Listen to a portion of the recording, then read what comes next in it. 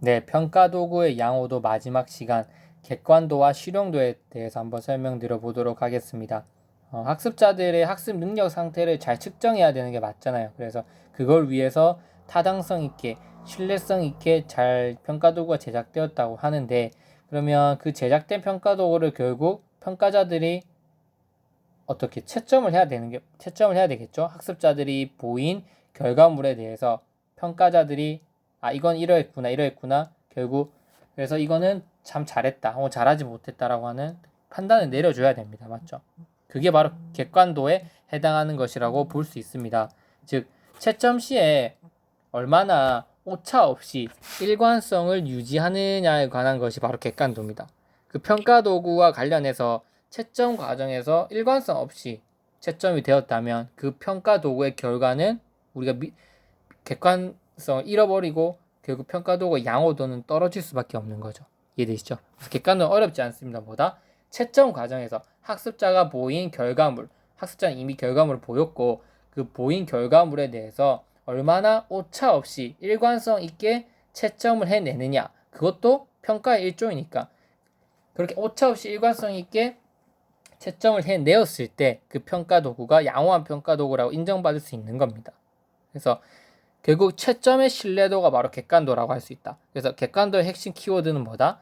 채점의 신뢰도이다. 채점 과정에서 오차가 없어야 되니까 언제 채점을 해도 똑같이 나와야 되고 그 누가 채점을 해도 똑같이 나와야 되고 평가 결과의 안전성은 아침에 학습자들 실시해도 결과 능력이 똑같아야 되고 낮에 실시해도 똑같아야 되고 그거잖아요. 객관도는 뭐다? 어찌됐든 채점을 잘해서 학습자들 능력의 어떤 평가를 제대로 정확하게 객관적이게 평가해내는 게 바로 객관도다.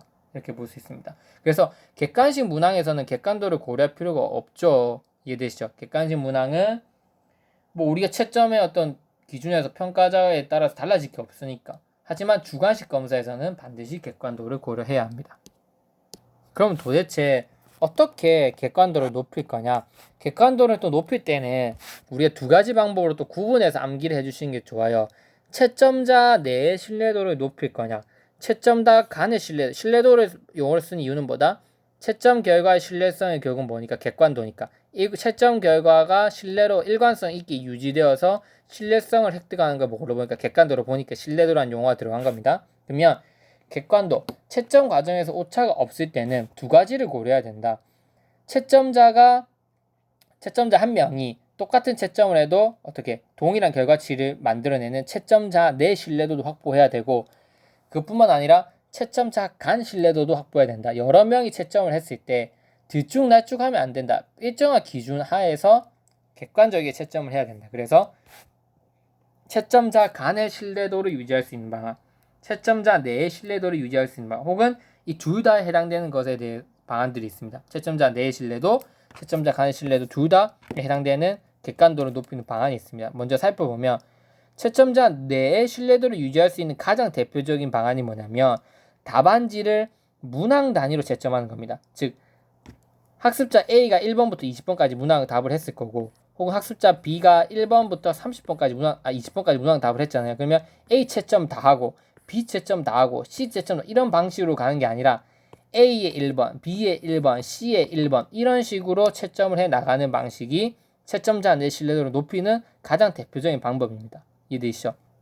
다시 학습자에 대한 그 평가 답안의 채점을 할 때 1번 A 학습자 1번부터 20번까지 다 하고 B로 넘어가 이렇게 하지 말고 A 1번, B 1번, C 1번, D 1번 이런 식으로 채점을 해야지 어떻게 된다? 채점자 안의 신뢰도 확보될 수 있다. 1번만 쭉쭉쭉쭉 채점을 해야 이겁니다. 그래야지 1번 문항에 대해서 객관성 있게 오차 없이 채점을 할 수 있잖아요. 무슨 말인지 이해되죠?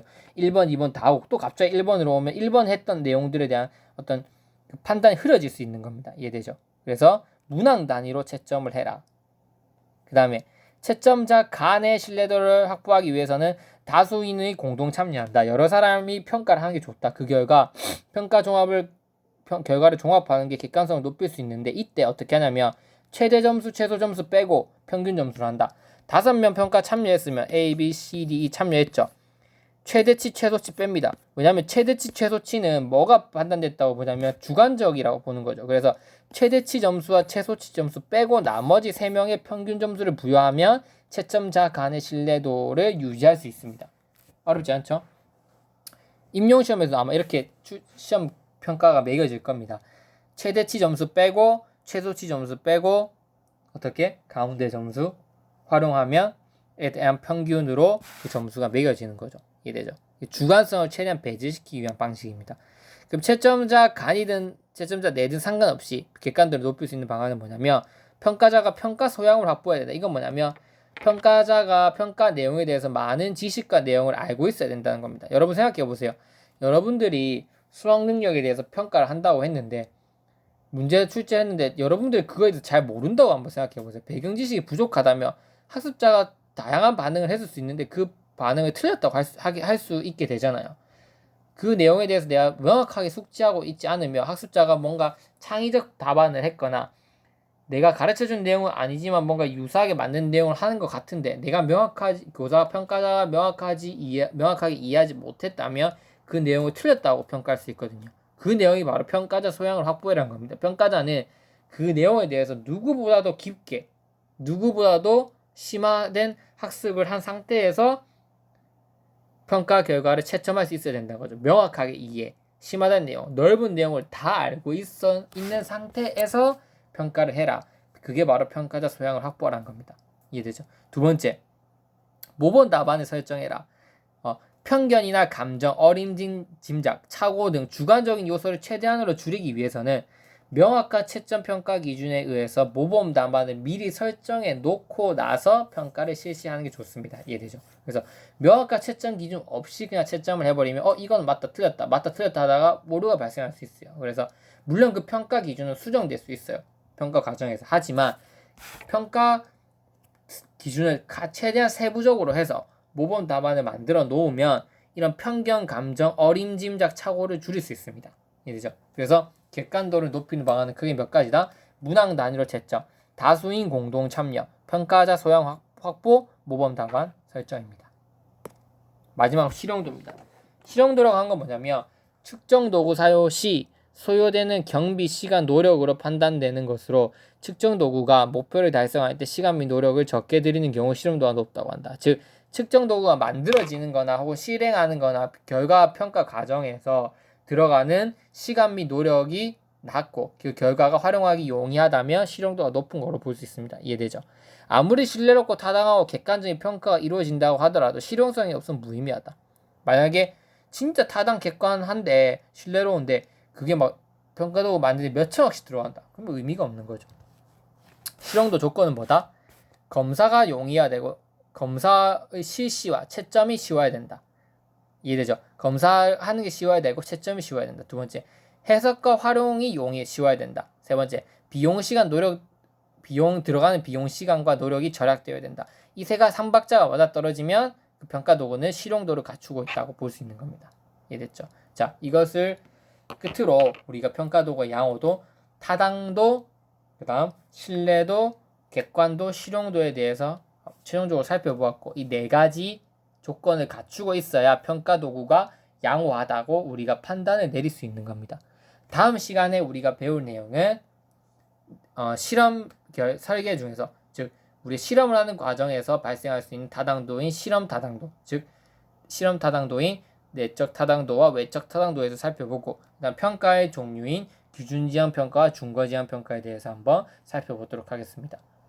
최대한 여러분들에게 도움을 드리기 위해서 제가 열심히 노력하고 있지만 이 강의 과정에서 뭔가 말이 버벅대는 경우도 있고 전달이 잘 용이하지 않은 경우도 있을 겁니다. 그런 부분들은 여러분들이 댓글을 꼭 남겨주시면 제가 최대한 성심성의껏 답변을 해드리도록 하겠습니다.